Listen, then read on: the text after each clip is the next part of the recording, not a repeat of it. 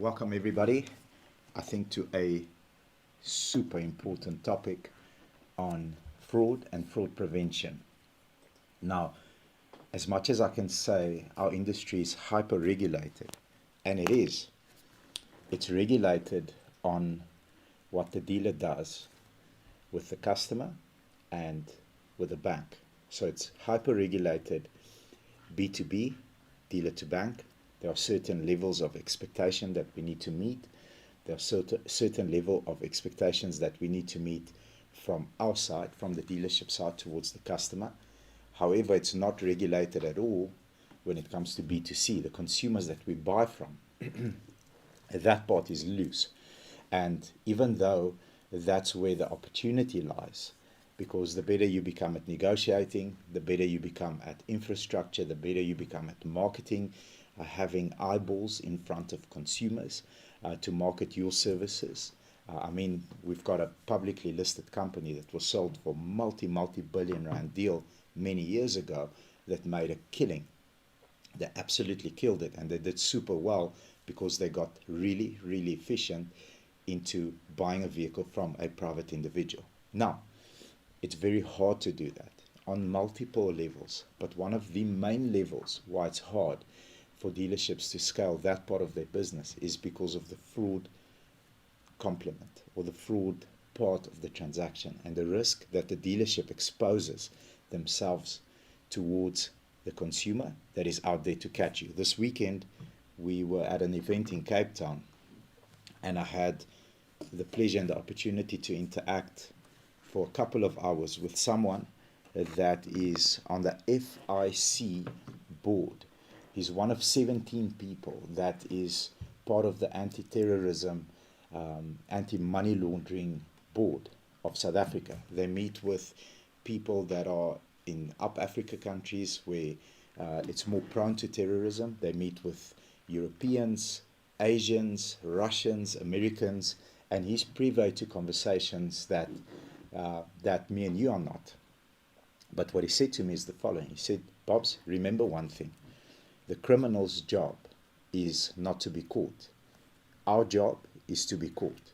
So as much as you are trying to put certain barriers in place and making sure that you don't get caught blindsided, the criminal makes sure that they're very good at their job and eventually they catch you. Now, having said that, I'm going to jump into the presentation. Or should I continue talking a little bit for a couple of minutes so that the people from the live join us? Els, how are we looking on TikTok? Okay.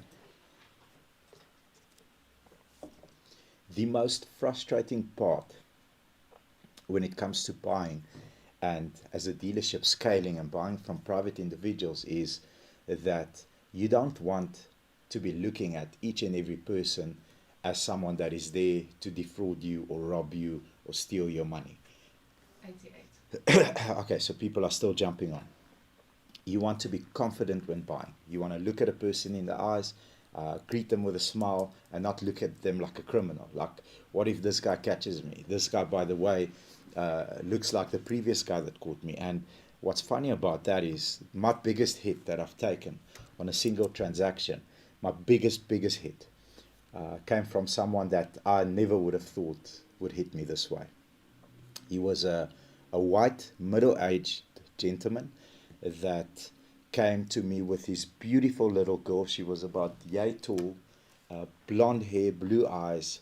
She was still screaming at me, worm, worm. And then I went and bought her an ice cream. Funny enough, he caught me here. So this is Mitmac 4 now. It wasn't here, it was at Mitmac 5, next door. And I still ran to the BP and bought the little girl an ice cream. So thinking about a criminal that will catch you with cloned vehicle, if you close your eyes, it's someone with tattoos and someone that's rough looking and it doesn't speak nicely, and it's someone dangerous like you see in the movies, like one of these mafia guys that will come in or holding a cigar. Nothing like that. Wearing normal clothes. I still remember he had a Pringle shirt. Asked him if he played golf, because people that wear Pringle normally play golf. He said to me, yes, I play golf. And what courses have you played? Lekker guy with his little girl. Caught me on 4 Yaris's.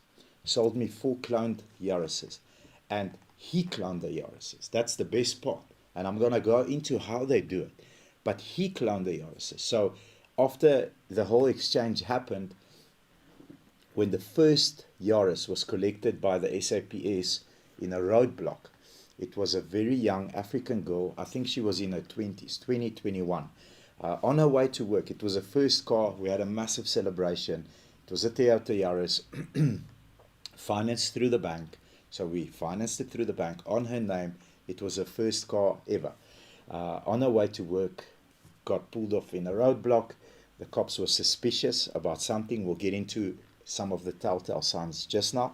They did the one simple check, picked up there's a suspicion, called it in, and they confiscated the car. She found her dad, and I remember her dad and her were here on the delivery, and we had such a joy, and I really connected with the uncle. So he phoned me, said, Bobs, we have a serious situation. They took my daughter's car in a roadblock. So I said, never. He said, Bobs, right now. Where is she? There she is. Jumped in my car, went and picked her up, brought her back to the dealership. Her dad met us here. We sat down, unpacked, full transparency. This is who I bought it from. This is my paperwork. This is how much we paid. This is when I bought it. This is what was done on the car. Nevertheless, it was a clown car. The cops kept it. The gentleman was such a proper uncle. He said to me, Bobs, I trust you. I can see that you've been scammed. You've been caught. No problem. What do you suggest? I said, sir, we're going to settle the car at the bank. I don't have a choice.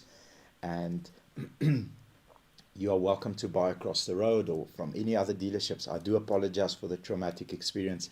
The cops also, make her feel like, she's part of this criminal underworld because she's in possession of a cloned car, which is in fact a stolen car. And I apologize for this. I can never repay you or say sorry enough. You went through a traumatic experience. Tell me what you want to do. I'll pay the bank, give you your deposit back. The guy was a gent. He said, no, Bobby, you're a gentleman. Have a look at something similar. And then she took another car. Then what I did is I pulled out the file, called the guy, explained to him, listen, this is what happened. I bought these 4 cars from you. Number one, what do I do next? Like, you need to jump in here and help me. You need to refund my money. Number 1 question. Number 2 question is, what about car number 2, car number 3, car number 4? And as soon as I asked for my money back, he just hung up the phone. The phone was switched off. Okay, so that's where the nightmare began. And from there on, unfortunately, it happened 14 times. Early in my career, in my 20s, now as men, I know some of you are going to giggle, as men, our front part of our brain doesn't develop until later on. And your ego sort of gets in the way of you thinking logically. Earlier in my career, in my 20s, I thought, okay, it's like running a retail store. I worked at a spa. My first job ever was packing plastic bags in a spa.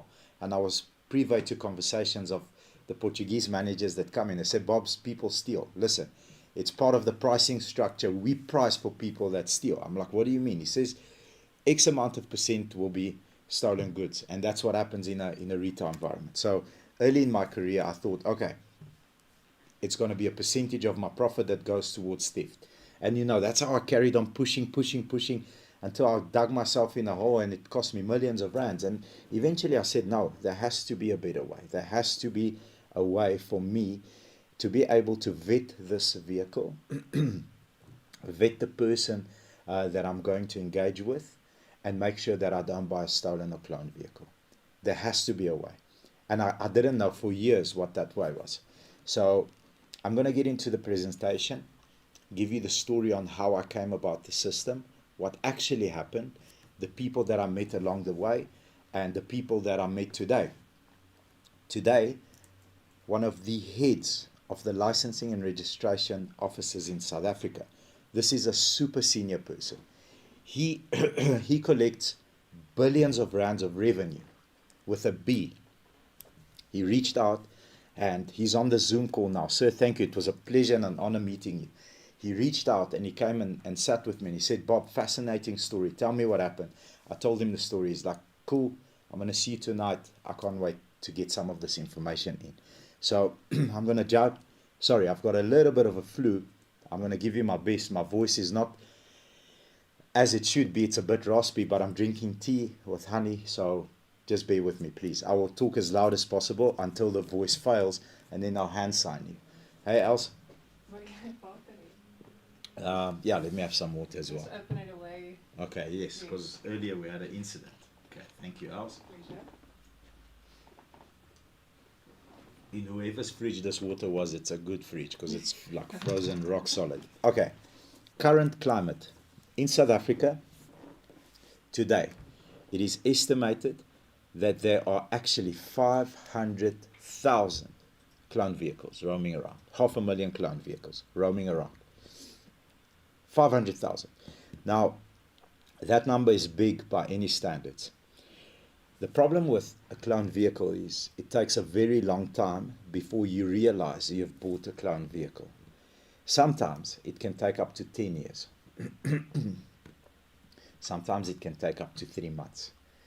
It is when the original vehicle owner decides to make a change of ownership does it come out that his vehicle has been duplicated or her vehicle. And that's when the hunt begins for your vehicle, if you've bought or if you are in a possession of a clone vehicle. So it takes long for both instances. Now, if you think about the word clone, a clone is, what was the first sheep that was ever cloned? It was Dolly. Was the sheep? No. Was it Dolly? That was in the 80s, right? Saleh. So I think it was Dolly. For one or other reason, it's Dolly in my head. Yeah, well done. 1996. In 1996. And was it the Russians? Scotland. Scotland. Yeah. Scottish. Yeah. So obviously there was whiskey involved. They're like, let's clone you. You fight well in the bar, and you drink whiskey like a champion. He says, no, before you clone me, let's clone Dolly. They probably cloned the bar guy as well, but I mean that's who are we to judge? That's for the big man upstairs, whether you can do that or not. But a clone is they take a DNA sample of the sheep and they make the exact same one. So that's exactly what they do with a clone vehicle. They take the credentials of your car, the original vehicle, and they just create one that looks exactly like yours. Exactly like yours. You'll be doing okay. You will be doing business with everyone if you are in the automotive space, looking at them as a criminal unless you fix this in your business. I did it for many, many years. I was shit scared of everybody the whole time. Even people that I've bought a second car from, especially people that I've bought a second car from. I'm like, here we go again. I bought your car 9 months ago. Now you want to sell this car. It's only been 9 months. Why are you selling me this car in 9 months? It's too soon. Is this a cloned car? And at the end of the day, what happens is you give that consumer a bad experience. That consumer doesn't want to do business with you if you're looking at him like a criminal. No, bro, don't look at me like a criminal. I'm not a criminal. Just buy my car or leave. And that's what ended up happening. Okay, next slide. Okay, when you find out that the vehicle is cloned, it's already too late. Okay, this means the cops are taking your car. They're going to identify whether or not it's your car or it's the cloned car. If it's the cloned car, it will go back to its rightful owner.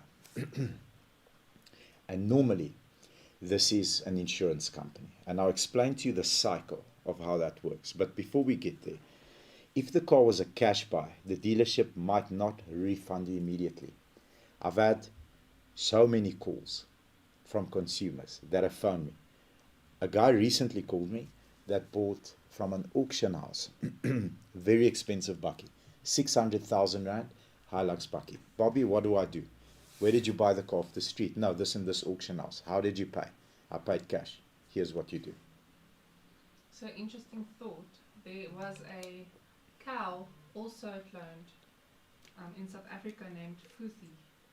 Futhi? Yes. Where's the cow now? At Spur?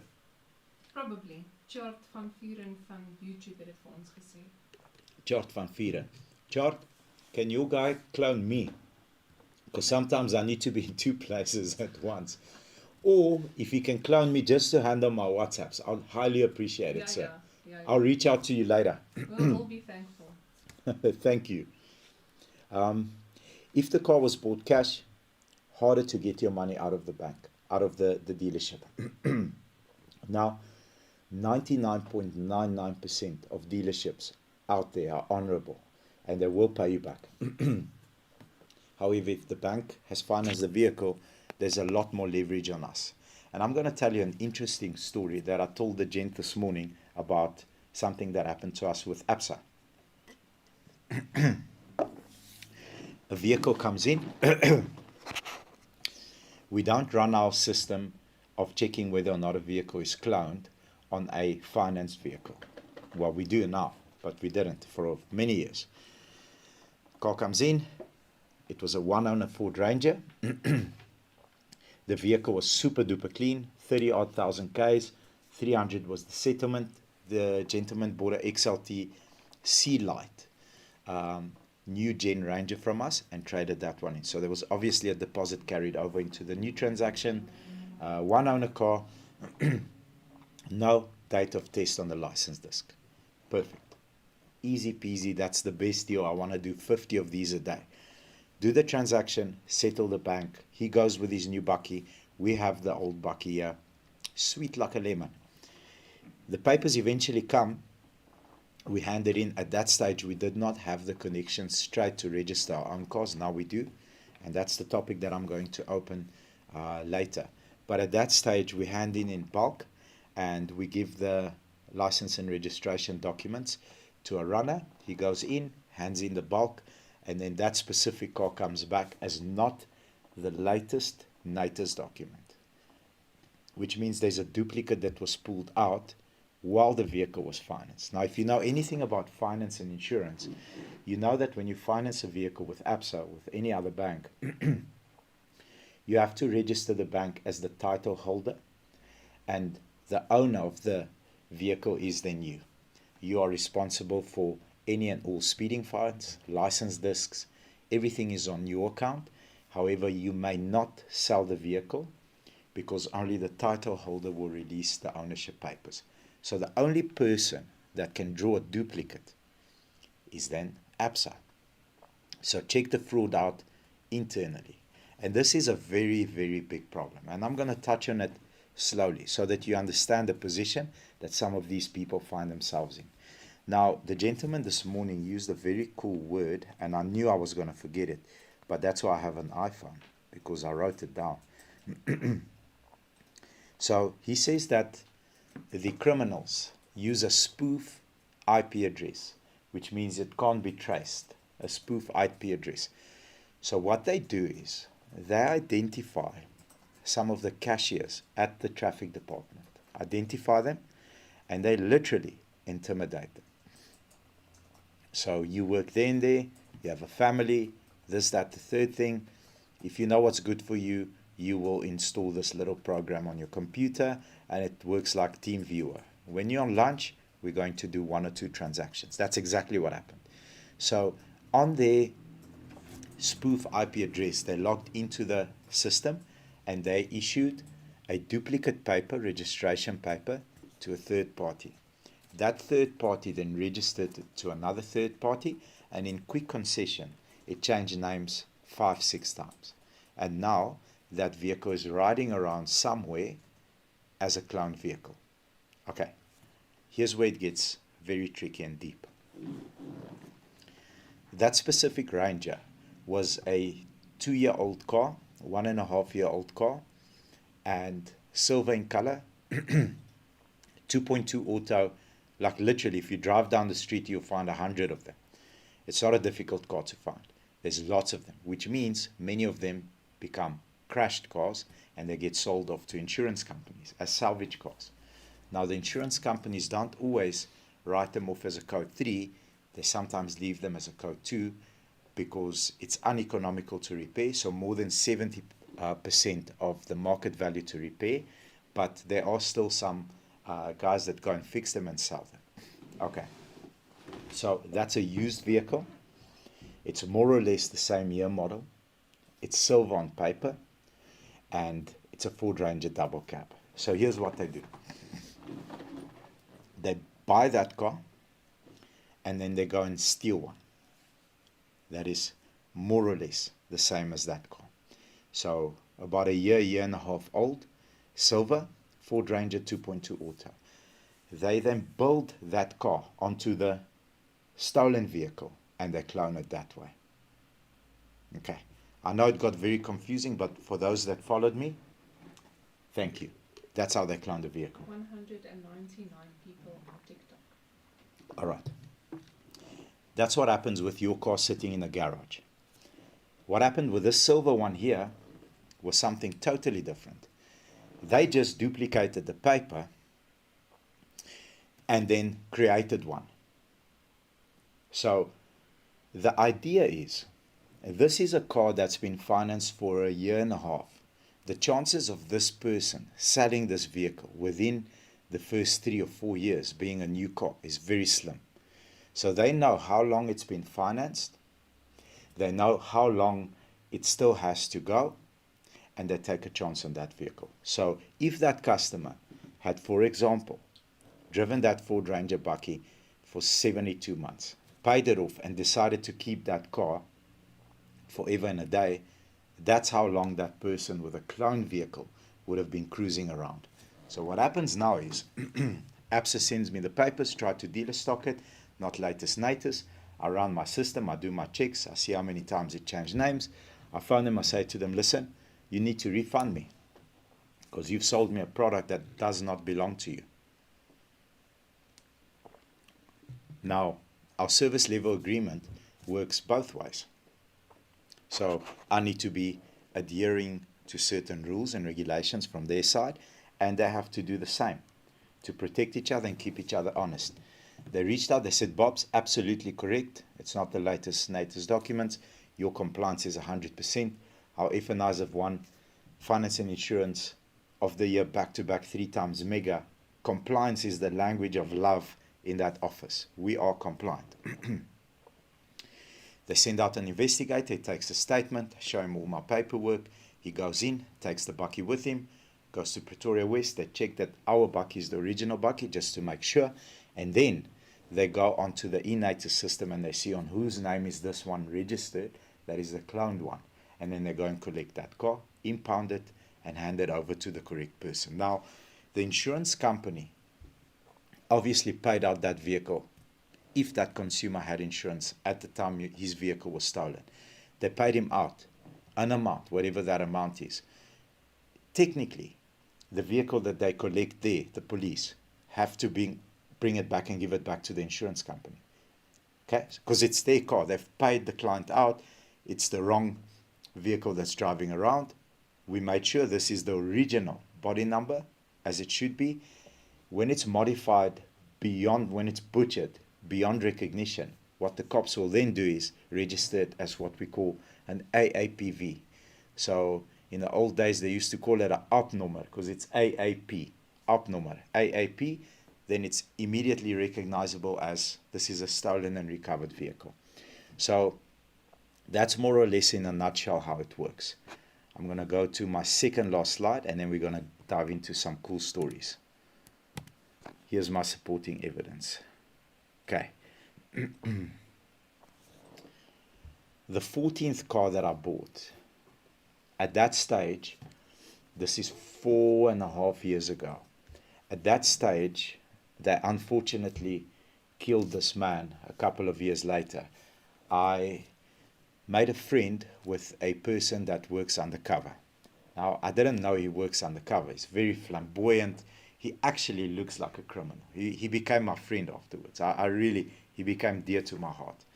And he bought an X5 and we had it in our workshop, a 50i. It was due for a service. And he dropped it there the morning. We had coffee. How's it, bro? Lekker. What's happening? This, that, the third thing. At that stage, I don't know what he's doing. He brings the X5, give it to the technician. He pulls it on the lift, and we've got on our workshop lifts, you have to sort of go over a little bit of a ramp that's in the middle of the lift, and then your front wheels can then be lifted in front and at the back. And as the technician went over the ramp and it came down, he felt something hit the back of his leg. So he's like, what was that? And when he looked, it was a shotgun. Legit a shotgun. I haven't told you the story. Shit. So at that stage, that technician still works with us. He's a rock star. He runs to me, but he's pale. He looks like he's seen a ghost. He says, listen, I'm not servicing that guy's fucking car. I'm like, what's wrong with you? What's wrong with the car? He says, no, come look what's under the seat. Like, that's not safe. So I go, I'm like, okay, I agree. That's not safe. Lock the car. Let me phone him. I checked. It doesn't have any ammo in. It's clear. It's safe. I phoned him. I'm like, brother, you left this in the car. Like, what's going on? He says, Bobs, don't worry. I'll come fetch it later. There's no ammo there. You can do nothing with it. I'll come fetch it later. I'm like, it's not right. You shouldn't be. I'm sorry I left it. I forgot it. Cool. Service his car. When he comes to fetch his car, I said, what do you do? He says to me, no, I'm crime intelligence. I work undercover. Okay, cool. So anyway, he helps me with another case and we become homies. I buy this vehicle from a acting advocate in the South African judicial system till today. Now at that stage of the game, I have bottlenecked our business to the point where it was extremely rough. Els, I think that's just when you met me. What is it? So I have a laptop with a screen, a big ass screen the size of this, and then I have my Mac, which is also a big screen. So I run the dealership this way. To my left is sales, to the front of me is buying, and to the right is problems. So anything that is a problem is displayed in a Apple Note on this screen and with possible solutions, and I'm tracking how we're fixing the problem, whether it be logistics or an insurance claim, whatever the problems are, to my right. So I need to knock them out hard with my right hand because I'm right-handed. That's how my brain thinks. To the left, I need to be finessing all the salespeople, the managers. At that stage, we're wholesaling. It's a mess. It's crazy. And to the front of me is buying. Now, also, at that stage, I'm not sitting between all the salespeople because I've bottlenecked everything. I'm alone, processing issues alone. I don't have a buying manager. I don't have proper support at the depot. There's no depot. It's a workshop. It's a mess. Anyway, that's growing pains. Donnie at that stage was the buyer that purchased that vehicle. He phoned me, said, Bobs, I'm at the chambers. This gentleman is an advocate. He's got the dress. He says to me, hey, dra die rok, because you know the advocates have the black cloak. I think it's called a cloak. What? A what? A toga in Afrikaans. A toga. He's got the dress, and I ate his 200 rand milk tart. I drank his 55 rand cappuccino. He wants to lock me up because he's saying to me the whole time, like, I'm an advocate. I've done these checks. You can buy this car. This is a safe car. So he sent me all the information I need to make a decision. But because I've got 17 problems at the same time, 8 people that are all yapping at me and I'm not focusing, I say to him, D, no problem. If you're happy with this, pay the man. Let's go. Cool. Authorizes it on a payment group. The account ladies just upload his banking details. Boom, they pay. Gone. Money out the account. Okay, cool. 5 minutes later. Literally 5 minutes later. I've sort of calmed down the situation. Everyone's out my office and I look at the screen because I haven't closed it yet. And I look at the information in front of me. And I phone him. I say, D, we bought a cloned car. He said to me, never. I said, listen to me, we bought a cloned car. He says, never. From this guy, never. He's such a nice guy. He said, pull over. So he pulls over from Brooklyn on the way here.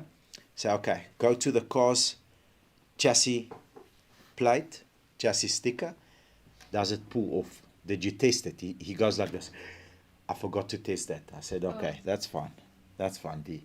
At the end of the day, I need to take ownership. Me and D doesn't work for me anymore. Unfortunately, he's moved on. But me and him went to court for this specific car many times. Many times. And I said to him, he felt horrible. He said, you know, the first thing that you taught me is the sticker. And I didn't do the sticker. I want you to like slowly take this car off my... I said, no, you're not paying for this car. I said to you, buy the car. And I could see it's a cloned vehicle due to the paperwork. you're not paying for this car. But I, because I'm in my 20s, early 30s that time, and my brain hasn't developed yet, I'm going to teach this advocate a lesson. So I'm going to tell you how he taught me a lesson shortly. So a VIN plate sticker, the black one, on any car. Toyotas are normally driver's side door on the pillar between the two doors. When you take your nail, now if you go and look on Mitmag's floor, every single Toyota that we've ever bought, the top right hand side of the sticker is chipped away. So it's an extremely technical, extremely difficult process to duplicate. The crooks cannot duplicate this process. That's impossible to do outside of the manufacturer and the factory where a car is produced. The scalums, go and print one that looks 100%. Stick it on, the texture, everything is 100%. But the difference is you can peel it off. So if you take your nail and you go like this, it comes off and it comes on. An original car sticker, VIN sticker, chips away. So when you try to remove it, it breaks into thousands of little pieces. So does the sticker peel off, Danny? He says, yes, it does. I say, okay, cool. The VIN sticker on the little window by the front windscreen, is it aligned? He says it's not aligned. I said, okay, come to the dealership. I'll see you now. At that stage, one of my best friends I grew up with, he was a reservist, but he worked very close with the tracker guys and the guys that did the recoveries. Those guys are absolute, if one of you is watching, or if you're going to see this as a short, I salute you guys. You guys are brave. Like one of the most bravest jobs that you can do in South Africa is do hijack and car theft recoveries. These guys are next level. I phoned him. I said, brother, I bought a cloned car. Can you please come and double check?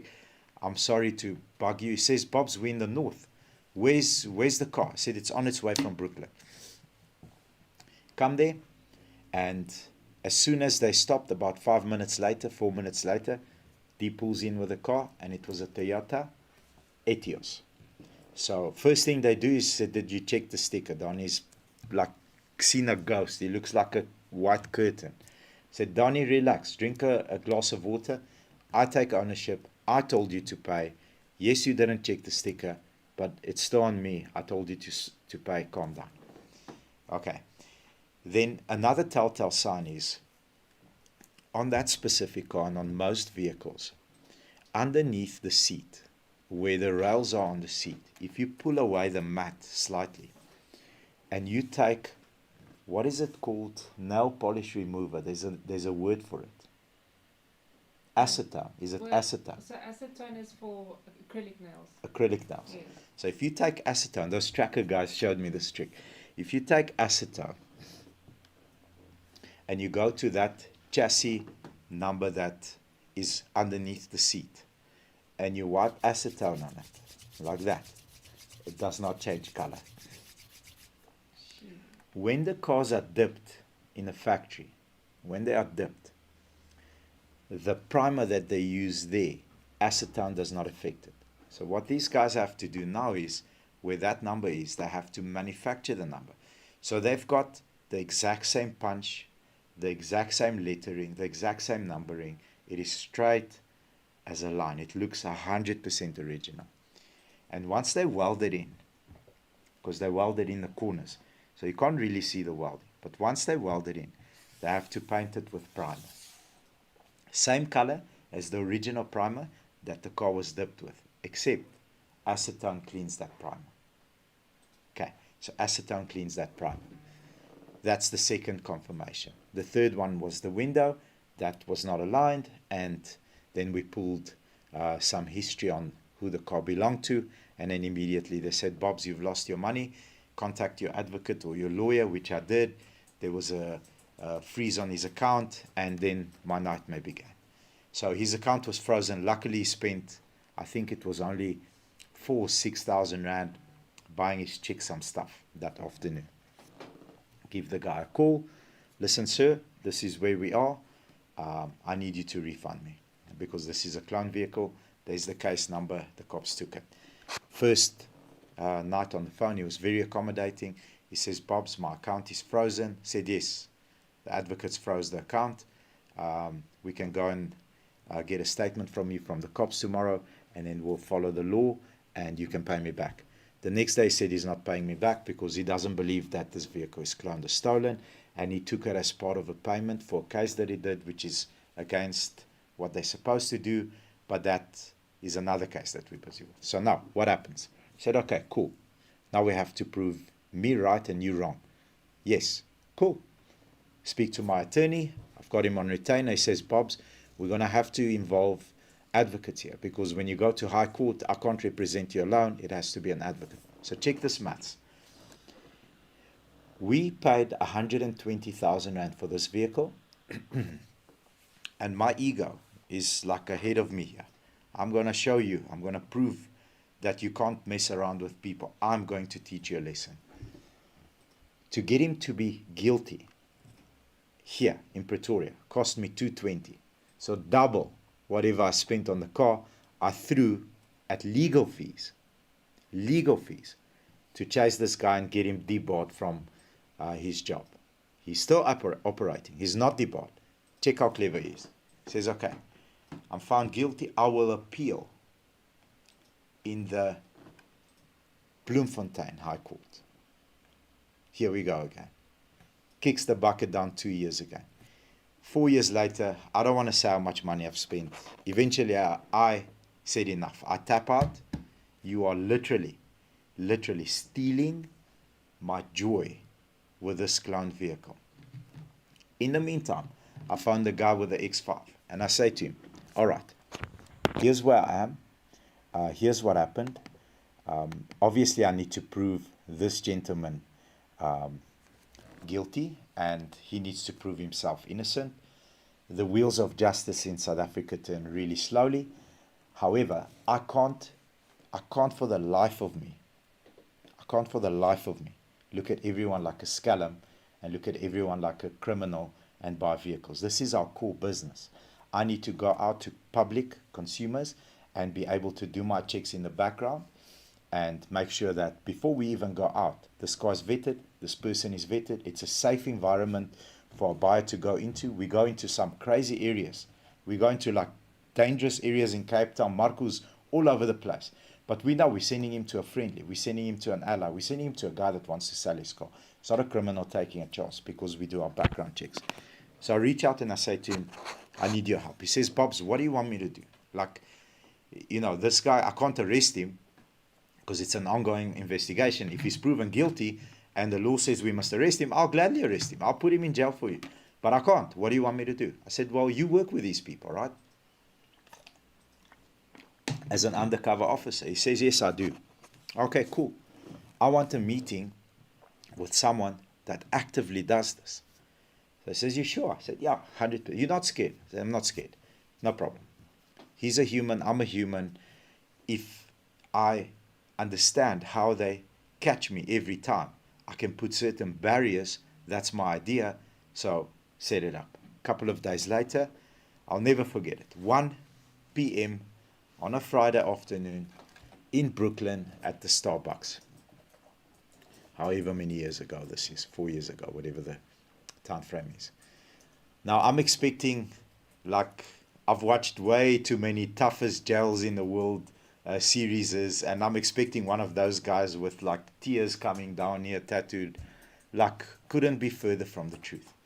I walk into this meeting and it's the nicest, kindest African young man, well spoken, highly educated, very eloquent, using words where I have to stop him. Brother, what does that word mean? He says, Bobs, keep up. This is what it means. That level, super well dressed. The first thing I noticed, because I like watches, he had a monocle on, a Tag Heuer monocle. For those of you that know what a monocle costs, it's a pretty expensive tag. It's not a cheap tag. And you can't miss it because it's square. It's like a square watch. It looks very cool. If I've given you lots of value on this webinar and you feel like you want to spoil me, I won't say no to a monocle. Jokes aside.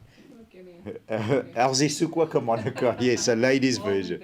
it. While we're busy with it, yeah, because she's making sure everything's lacquer. Is there people on, or am I boring them to death? TikTok. Jeez, all the nerds are on again. Hello, fellow nerds. And hopefully some entrepreneurs that want to improve. Okay, so first of all, I sit down with all 14 files and I say to him, sir, he has to vet me first. Can't record him. Can't record him. Can't ask him for his number or his name or any personal information. Outside of that, I can ask him whatever I want. Can't record him. Can't know who he is. Outside of that, he says, no problem. I'll tell you everything that you need to know so that me and my team will never catch you again. So I'm talking to the bad guy trying to catch me, you know, the guy that's trying to beat me and how he beats me 14 times back to back. I'm broken at this stage, man. I am bleeding. I don't know. Every morning, every time there's a car in the payments group, it's like bombskop. I've never been to the army or been to war or been anywhere where there's landmines. I know the feeling. Every time that ping goes off, I'm like, holy shit. Are we sure this is not a cloned car? Horrible, horrible place to be as a business person, as an entrepreneur. I don't wish it on anybody, especially at that stage. Our company is scaling. Everything is just blowing up.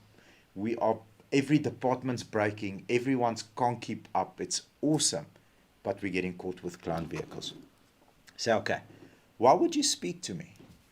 Like, I need to understand the value exchange. Well, he says to me, Bobs, you know, the person that sent you here, that person's kind of important in my environment. If I owe him one, it's a big deal for me. Does that make sense? Sure, it makes sense. No problem. Perfect. All right, let's start with the Yaris's. This is how we did the Yaris's. I said to him, this is the person that actually caught me. This is the guy. He says, yes. Are you surprised? I said, yes. Was he supposed to look like me? No. Nothing like you. You and him look the same. You know, he's Afrikaans guy. You're a young African guy. You sound the same. You speak the same. You're eloquent. You're supposed to be having a cigar with tattoos and a gold tooth and, you know, speaking to me, intimidating me. He says, no, that's not how we do it. We pros. This is what we do. We are here to beat you. We need to get you off guard and catch you. And we did 14 times, as evident. Okay. Go through the motions, process of the process of the process of, this is how we beat you here, this is how we beat you here, this is how we beat you here, this is how we beat you.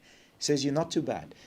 You don't do the big Land Cruisers and the big VX200s and the Quantums and the Hiluxes. At that stage, I'm not buying Fortuners because I know the cloned market on the Fortuners, that is it, boy. That's like every fifth one is cloned. He says, those guys are getting hurt. You're okay. You'll survive. And then he gives me the system. Okay. Once he gives me the system, I try and poke holes for about the remainder of 2 hours. What if this? What if this? What if this? What if this? What if this? What if this? And the only other leak that is left is exactly what happened with that vehicle that we purchased, traded in, that was financed at a bank. And then there was a duplicate notice pulled. But he says you're safe there because remember, you're buying it from the bank. It is their asset. If we've pulled a move with this car here and there's a duplicate running around that we've sold and it's cruising around and you settle the bank, they're still liable for this. So don't even use the system on this. Now, the reason I started using it is I'm training you on this. And here's what happened 3 months ago. We have before we started doing the auctions, we have a preferred, I can call him a vendor, he's a homie, that used to buy all our trade-ins. Now we sell them on auction, but prior to that he used to buy all our trade-ins. I settle a car at another bank, MFC. I settled a car at MFC, the car didn't meet our standards, and I sold it to him. 6 years later, 6 years later, the original vehicle had a name change. It triggered because it wasn't the latest NATIS document. And boom, the cloned vehicle was the one that he bought from me. So the paper was the latest paper. I want you guys not to miss this because this is the technical part. The paper that I gave him that was financed with MFC was the latest original paper that didn't belong to that car because that car was stolen. So someone bought that car, drove it, financed it, drove it for a long time, traded it in, bought another car from me. I sold that car to a trader. 6 years later, the original owner of that vehicle decided to sell that vehicle. So it wasn't the latest document.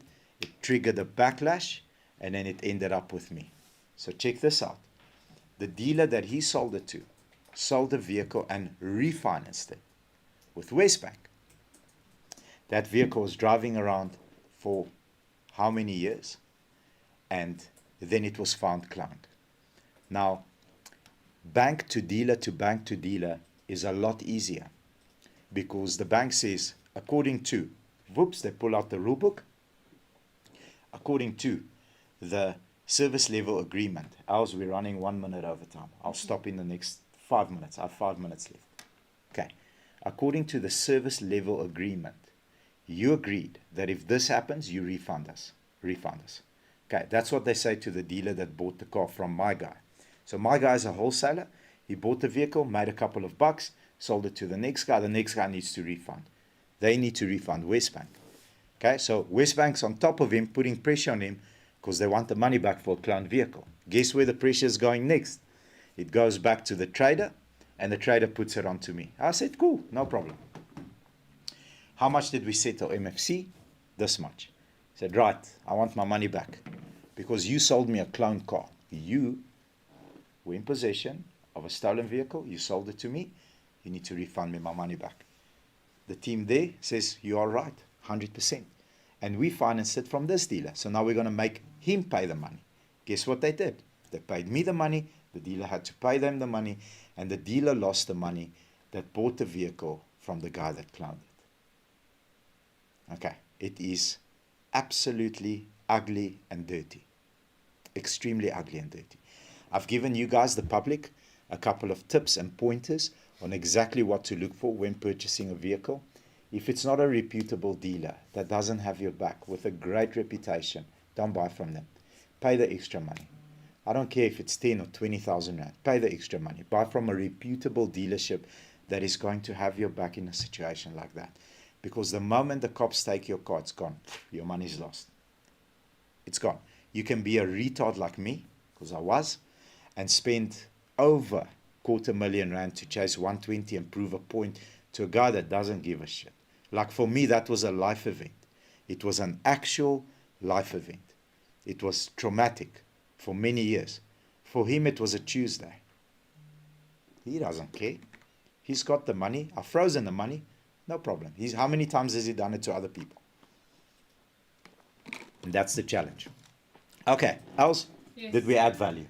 I think we did. Before we go, if any dealerships are watching this and you want to go deep dive into the 5-point system, so when you are actively buying from public on the road, actively going, see Frikkie, see Tommy, see Bobby, see Elsie, see Elena, see Dimitri, whoever you're buying from, if you're actively buying from the public, I will show you and teach you the very intricate system. It will take me 90 minutes to train you on it. There will be a cost involved because I want you to use it. If I give it to you for free, you won't use it. If you pay for it, you'll use it. I've trained 60 dealers already. 60. 60. 60 dealers that have come to me. One of them gave me a beautiful review. He's probably one of the biggest dealers in Gazina. The year when I taught him the system, last year, I'll even tell you who it is. He won't mind. Because he gave me, can I say who it is? Because he gave us a public, a very nice review after he was there at our masterclass. So he came, his brother came, and his dad came. So I trained all of them for a very high price on other stuff as well. But it's Ika, Tahir. The moment that I taught him this, cloned vehicles went away. 2 months before I taught him this, someone caught him with a Legend 50 for 550,000 rand cloned. Okay? And 2 months prior to that with a Viva for 230 or something like that. Almost $1 million that he lost 2 months prior to him and me meeting, kneecap to kneecap. Give me the file. This is how they caught you. This is what you should have done. Now that you know what you know, will these guys catch you again? Bob's no. Thank you very much. Power. Have a nice day. Go kick ass. If you want me to dive deep in your business, if you're a car dealer and you want to buy vehicles with a absolute heightened confidence.